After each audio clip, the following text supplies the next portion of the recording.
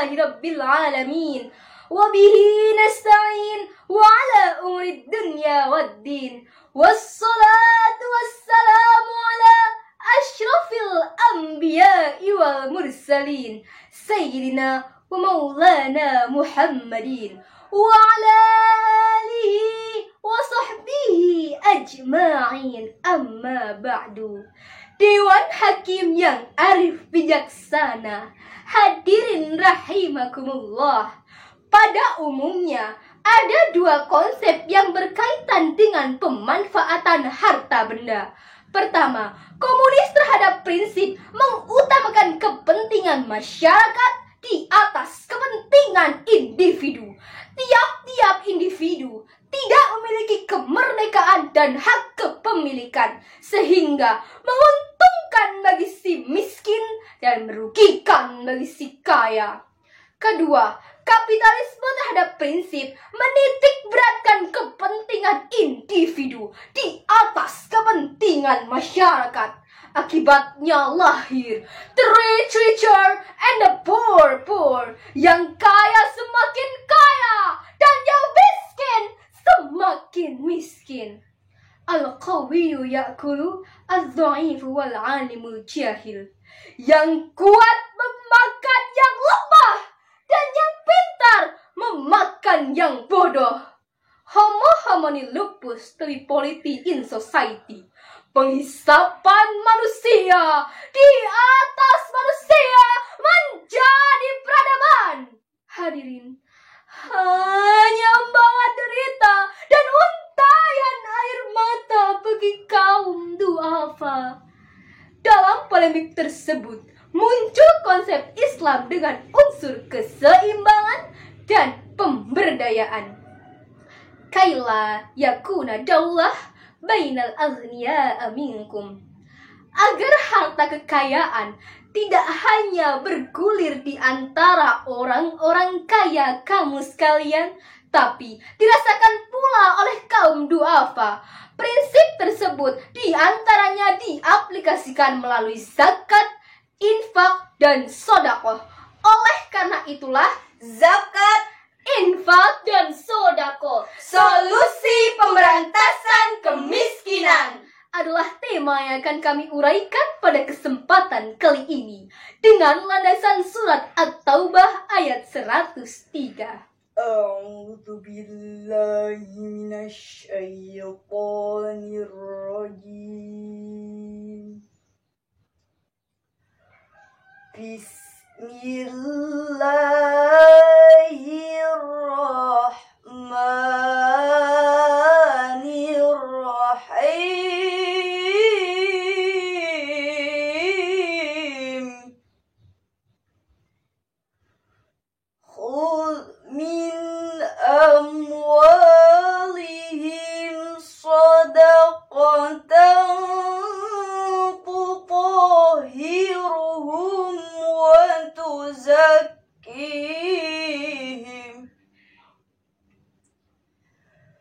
tutahhiruhum wa tuzakkihim biha wa shalli alaihim. Inna salataka sakanun lahum wallahu sami'un alim. Aku berlindung kepada Allah dari godaan setan yang terkutuk dengan menyebut nama Allah yang Maha Pengasih lagi Maha Penyayang. Ambillah zakat dari sebagian harta mereka guna membersihkan dan mensucikan mereka, dan berdoalah untuk mereka. Sesungguhnya doamu itu menjadi ketentraman jiwa bagi mereka, dan Allah Maha mendengar lagi Maha mengetahui. Hadirin, Imam Ibnu Jarir mengatakan bahwa turunnya ayat tersebut berkenaan dengan permintaan Abu Lubabah beserta kedua temannya kepada Rasulullah Shallallahu Alaihi Wasallam seraya berkata, "Ya Rasulullah, ini harta benda kami, sedekahkanlah atas nama kami, dan mintakanlah ampunan bagi kami." Rasul pun menjawab, "Aku tidak diperintahkan oleh Allah untuk menerimanya sedikit pun." Berkenaan dengan hal tersebut, turunlah firman Allah Subhanahu wa Ta'ala sebagaimana yang terangkum dalam surat At-Taubah ayat 103 tadi, terutama pada kalimat khudh min amwalihim. Kalau kita kaji lebih dalam, kalimat khud di samping mengandung sigat amar yang mengisyaratkan supaya segera dibentuk lembaga pengelolaan zakat yang profesional dan proporsional. Mengapa demikian? Pertama, karena sadar membayar zakat hanya sedikit. Kedua, mengisyaratkan kepada para amilin supaya memiliki manajemen yang bagus. Masa Orde Baru terbukti ketika amilin tidak profesional. Zakat bukan mensejahterakan rakyat, tetapi zakat menjadi jaket. Hadirin, apa hikmah zakat bagi seorang muzaki? Ayat tadi menjelaskan, pertama, tathir tutahhiruhum, untuk membersihkan diri kita dari hak-hak fakir miskin, orang yang tak berharta, orang yang terbaring di pinggir-pinggir jalan, yang setiap hari merasakan pekik getirnya kehidupan. Hanya isak tangis yang ia rasakan.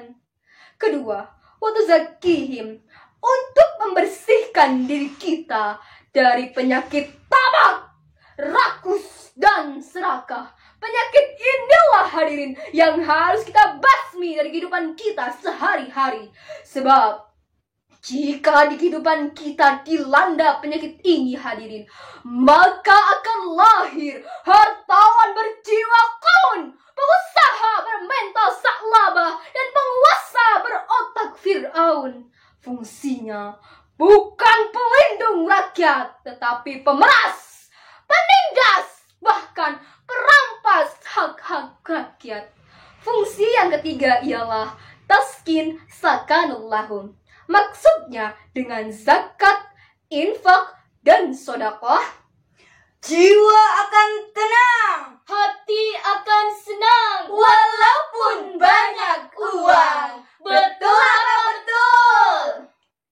Tapi sebaliknya, jika para aghnia, para konglomerat enggan untuk berzakat, enggan untuk berinfak, dan enggan untuk bersedekah, maka dijamin suatu negara bisa kiamat. Walau gedung bertingkat, walau mobil makin mengkilat, dijamin rakyat sulit berdaulat. Apalagi jika pejabat sudah menjadi penjahat, menyikat uang rakyat, jelas bangsa bisa kiamat. Na'udzubillah, thumma na'udzubillahi min dzalik.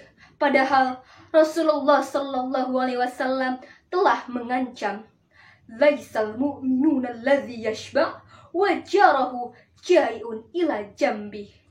Bukan termasuk orang mukmin orang yang hidupnya kenyang sendiri, sementara tetangganya hidup dalam kelaparan.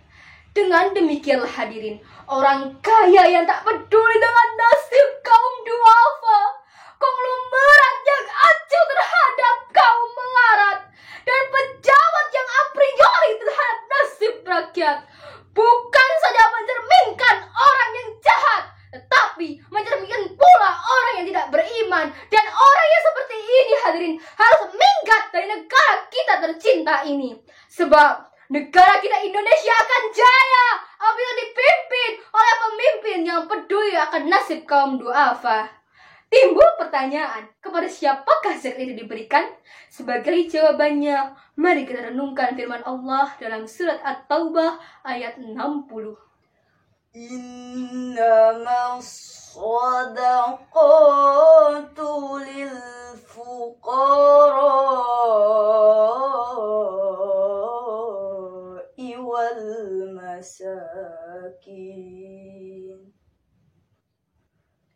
والمساكين والعاملين عليها والمؤلفة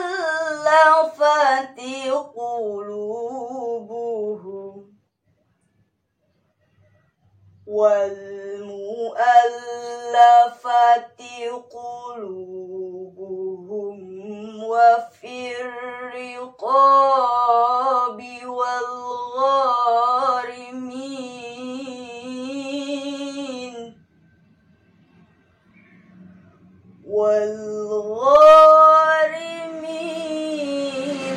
وفي سبيل الله وابن السبيل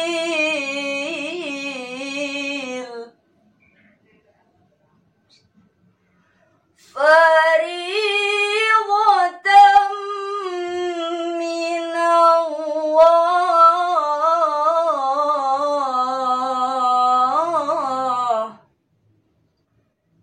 والله عليم حكيم Sadaqallahul azim. Sesungguhnya zakat-zakat itu hanyalah untuk orang-orang fakir, orang-orang miskin, mu'alaf, yang dilunakkan hatinya untuk membebaskan orang yang berutang dan untuk orang yang sedang dalam perjalanan sebagai kewajiban dari Allah. Allah Maha Mengetahui, Maha Bijaksana, Maha Benar Allah yang Maha Agung. Hadirin, ayat tersebut diawali dengan innama. Dalam ilmu balaghah merupakan adatul qasr yang berfungsi untuk menspesifikasikan. Ayat tersebut merupakan deskripsi Allah Subhanahu wa Ta'ala tentang skala prioritas penerimaan zakat, yakni al-fuqara awal masakin, orang-orang fakir dan miskin. Lalu, bagaimanakah kaitannya dengan kondisi bangsa kita saat ini? Profesor Sukirman melaporkan 23 juta lebih penduduk Indonesia hidup di bawah garis kemiskinan. Apalagi setelah terjadinya krisis moneter, maraknya ekonomi PHK, dan sulitnya mencari lapangan kerja, kemiskinan semakin membengkak. Akibatnya dari kemiskinan ini adalah kadal fuqara ayyakuna kafur. Dampak langsungnya adalah dapat menyebabkan kekufuran dan akibatnya adalah kemiskinan. Dr. Ismail Raji Al-Faruqi, Direktur Lembaga Pengkajian Islam Internasional mengatakan, kemiskinan, kebodohan, dan kelatar belakangan adalah 3 permasalahan besar yang sedang dihadapi bangsa Indonesia saat ini. Namun di antara ketiganya, kemiskinanlah yang paling berbahaya, sebab kebodohan dan kelatar belakangan timbul akibat dari kemiskinan. Akibat dari kemiskinan ini, hadirin, tidak sedikit saudara-saudara kita yang menjual akidahnya hanya untuk mempertahankan hidupnya. Bahkan yang lebih miris, hadirin, tidak sedikit pula gadis-gadis kita yang menjual kehormatannya hanya untuk mendapatkan sesuap nasi. Na'udzubillah summa na'udzubillahi min dzalik. Hadirin, menurut Dr. Didin Hafifuddin MSc, ada 3 hal yang dapat kita lakukan yang berkaitan dengan kewajiban membayar zakat. Pertama, kita harus mengeluarkan zakat dan memasyarakatkan gerakan sadar zakat. Kedua, kita harus membentuk lembaga pengelolaan zakat yang profesional. Dan yang ketiga ialah kita harus memberdayakan zakat guna membangun kesejahteraan rakyat. Oleh karena itulah hadirin, kita patut menyambut baik usaha pemerintah yang telah berhasil membentuk Badan Amil Zakat. Dan kita sebagai warga negara yang baik patut mengikuti segala upaya yang telah dilakukan. Semoga upaya yang telah dilakukan dapat meningkatkan kesejahteraan rakyat Indonesia. Akhirul kalam, billahi taufiq wal hidayah. Wassalamualaikum warahmatullahi wabarakatuh.